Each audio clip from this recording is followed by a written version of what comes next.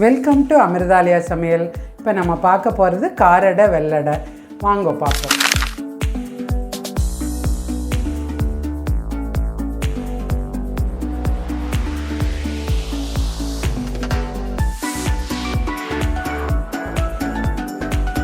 இப்போ வெள்ளடை பண்ண போகிறோம்.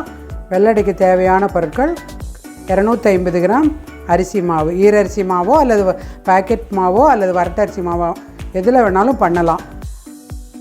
அதுக்கு தேவையான வெல்லம், ஒரு 1/4 கிலோ வெல்லம், அரை மூடி தேங்காய், ஏலக்காய், காராமணி 2 ஸ்பூன்.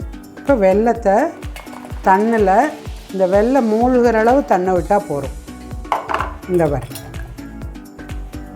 வெல்லம் மூழ்கி இருந்தால் போதும், நிறைய தண்ணி வேண்டாம். இப்போ நம்ம மாவை கிளறுவோம். இப்போ 1/4 கிலோ மாவுக்கு 5 டம்ளர் தண்ணி விட்டுருக்கேன். நல்லா கொதிக்க போகிறது. இப்போது இந்த தண்ணியில் இந்த மாவை அப்படியே விட்டு பெரட்ட வேண்டியது தான்.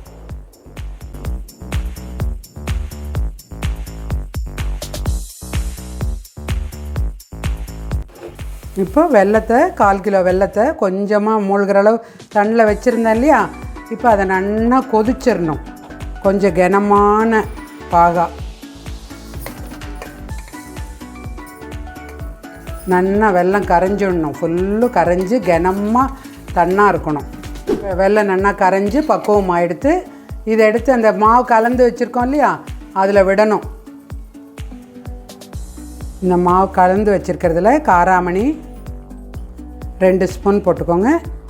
ஏலப்பொடி போட்டுண்டு தேங்காய் ஒரு அரை மூடி தேங்காய் அதில் போட்டுண்டு இது மேலே வெல்லத்தண்ணை விடணும். அந்த கனமாக இருக்கிற வெல்லத்தண்ணை இந்த மாவில் விட்டு கொஞ்சம் கொஞ்சமாக விட்டு பெசருங்க.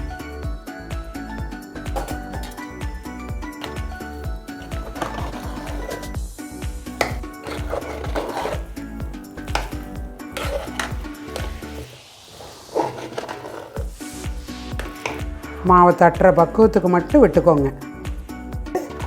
காரடைக்கு எப்படி தட்டி பக்குவப்படுத்தி ஏட்டில் வேக விடுறோமோ அதே போல் 10 நிமிஷம் வெந்தால் போகிறோம். மாவும் வெந்திருக்கு, வெல்லமும் நல்லா கரைஞ்சிருக்கு. 10 நிமிஷம் ஆவியில் வச்சு எடுத்தால் போகிறோம். இந்த வெள்ளைப்பாகு கரைச்சி வச்சுருந்தேன் இல்லையா, கொஞ்சம் கனமாக கொதித்தது எல்லாம் விட்டு மாவை பரட்டி எடுத்துட்டேன். இப்போ அதே காரடைக்கு தட்டுற மாதிரி ஒரு இலையில் வச்சுட்டு தட்டி எடுக்கணும். பக்குவமாக சின்ன எலுமிச்சம்பழ அளவு ஒரு டினா போகிறோம். அந்த பக்குவமான மாவை கொஞ்சம் கொஞ்சமாக எண்ணெயை எடுத்து இலையில் தடவிண்டோ அல்லது தண்ணை லேசாக தொட்டுண்டோ நல்லா தட்டினதுக்கப்புறம் ஒரு சின்ன சுண்டு விரல் எடுக்கணும். குழி எடுத்து அதை ஏட்டில் வச்சு வேக விடணும். சின்னதாக வச்சுக்கோ, அப்போ தான் வேகும். பெருசாக வேண்டாம். இப்போ நல்லா தட்டையாக இன்னும் கொஞ்சம் கூட தட்டிக்கலாம். வெள்ளடை இந்த மாதிரி அதே போல் தான் காரடை மாதிரியே வெள்ளடை தட்டிண்டு ஏட்டில் வச்சு இப்போ ஒரு 10 நிமிஷம் வேக விட்டால் போதும். இது ஒரு 10 நிமிஷம் மூடி வச்சுட்டு எடுத்துடலாம்.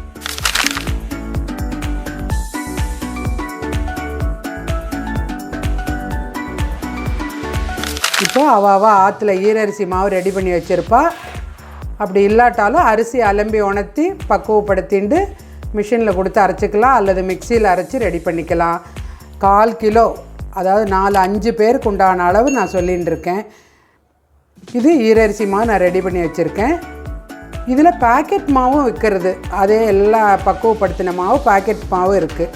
அதுவும் முடியாதவா வரட்டரிசி மாவுலேயும் பண்ணலாம். 3 ஆப்ஷன் இருக்குது.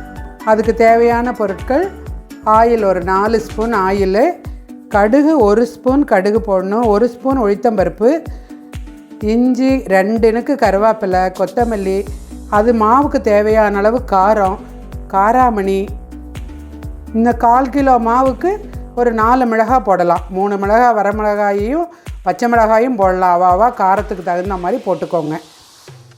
காராமணிங்கிறது தட்டைப்பயிறு தான். தட்டைப்பயிறுன்னு சொல்லலாம். இது காராமணிங்கிறது ஒரு பேர்.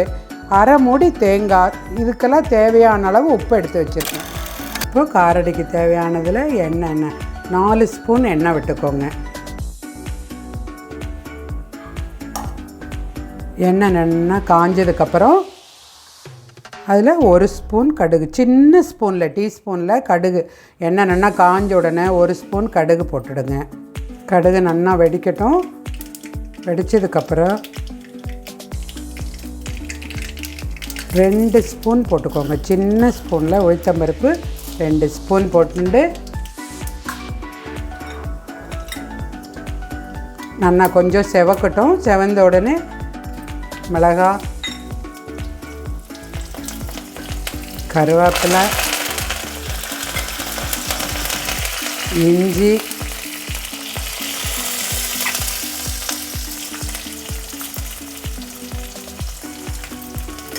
நல்லா கொஞ்சம் வதங்கட்டும். தண்ணி சைடு அடுப்பில் வச்சுட்டு தண்ணி நல்லா கொதிக்கணும். கொதித்து வச்சுட்டாக்கா அதை எடுத்து அப்படியே விட்டுடலாம்.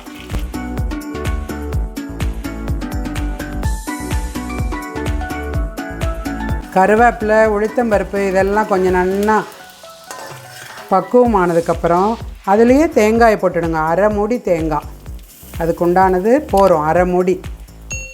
இந்த காராமணி வச்சுருக்கேன் இல்லையா, அதையும் அதில் போட்டுடுங்க.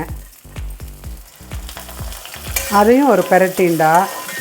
அடை 2 நாள் வச்சுட்டாலும் கெடாது இருக்குது. பூஜை பண்ணி மறுநாள் கூட எடுத்துக்கலாம். தேங்காய் அப்போதுக்கப்போ தண்ணியில் போட்டுண்டா 1 நாள் மட்டும்தான் வச்சுக்க முடியும். இது தேங்காயை கொஞ்சம் நல்லா பெரட்டிக்கணும். உப்பு அதிலேயே போட்டுடுங்க. போட்டுட்டு இப்போ அதில் எல்லாம் வதங்கி எடுத்து 1/4 கிலோ மாவுக்கு, அதாவது 2.5 டம்ளர் மாவுக்கு 5 டம்ளர் தண்ணி விட்டுக்கோங்க.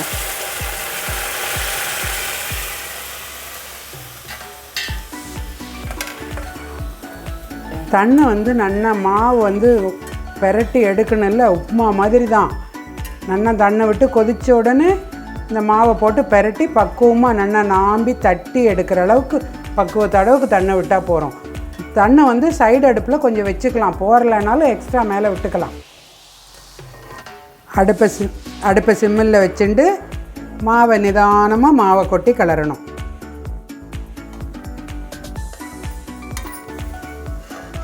கைவிடாத மாவு நல்லா பெரட்டிகிட்டே இருந்துட்டு நீங்கள் விட்ட தண்ணி போரலைன்னா கூட சைடு அடுப்பில் வச்சுட்டு நல்லா கொதிக்கணும். கொதித்த தண்ணி விட்டால் நல்லாயிருக்கும்.